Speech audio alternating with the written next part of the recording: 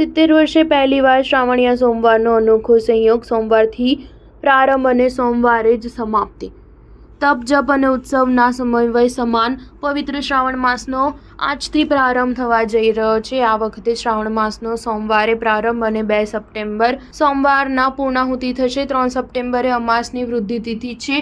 આ વખતે શ્રાવણ માસમાં શિવજીને અત્યંત પ્રિય એવા 5 સોમવારનો અનોખો સંયોગ સર્જાયો છે। શ્રાવણ માસમાં 5 સોમવાર હોય તેવું 3 વર્ષ બાદ પ્રથમવાર બનશે। આગામી 1 માસ ભક્તો શિવની આરાધનામાં લીન બનશે। શ્રાવણ માસમાં રક્ષાબંધન, જન્માષ્ટમી સહિતના તહેવારોની હેલી પણ સર્જાશે। સોમવારથી શરૂ થતો શ્રાવણ 5મા સોમવારે જ પૂર્ણ થઈ રહ્યો છે તેવો અનોખો યોગ કહો કે સંયોગ 7 દાયકા બાદ ફરી થવા જઈ રહ્યો છે। હાલ વિક્રમ સંવત 2080 ચાલી રહ્યું છે। આ પહેલા વિક્રમ સંવત 2010 અને વર્ષ 1953માં ઓગસ્ટ માસની 10મી તારીખે સોમવારથી શરૂ થયેલો શ્રાવણ માસ સોમવારે પૂર્ણ થયો હતો। 71 વર્ષ બાદ ફરી આવો સંયોગ રચાઈ રહ્યો છે। શ્રાવણ માસ 12 માસમાં અધિક પવિત્ર મહિનો ગણાય છે અને આ મહિનામાં કરેલી શિવ ભક્તિ ધાર્યું અને ઈચ્છિત ફળ સરળતાથી અપાવે છે। શ્રાવણ માસને લઈ અમદાવાદ શહેર સહિત રાજ્યભરના તમામ શિવાલયોમાં પણ ભોળાનાથના વિશેષ સાજ શણગાર, પૂજન અર્ચન, બિલ્વ અભિષેક, આરતી પ્રસાદના સંયોગો